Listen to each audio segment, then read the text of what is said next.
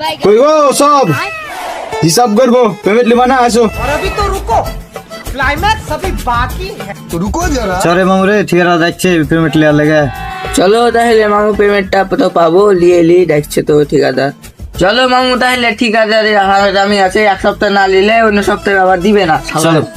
হারামি আছে বুঝলা, তো চলো পেমেন্টটা লিয়ে নি।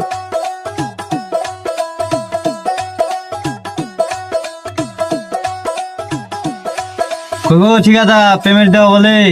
তো পেমেন্ট দিব বলে তো তোমরা কাটা এখনো, তো তোমার হিসাবটা বুঝালাও। মাসাদুল 6 দিন কাজ 3200 টাকা। রমজান 6 দিন কাজ 2200 টাকা। হ্যাঁ গো ঠিকাদার বলো। 6 দিন তো কাজ বলছো? হ্যাঁ। রেট কটা দিলে 3200 টাকা বলছো? রেট বলতে গেলে তোমাকে তো হাফ লেবার ধরাও ভুল হয়েছে, তো তোমাকে রেট ক টাকা দিব, আর যা দিয়েছি ওটাই সন্তুষ্ট হও। সামনে এবার 5 টাকা বাড়িয়ে দিব, হবে তো? তো এখন টাকা লিয়ে লাও, 50 টাকা লিয়াও, চামা খাবা। তোমার তো বাড়িতে বলে টাকার দরকার, তো বাকি 3150 টাকা বাড়িতে ছেড়বো নাকি? বাড়িতে ছেড়ে দিও। আচ্ছা ঠিক আছে।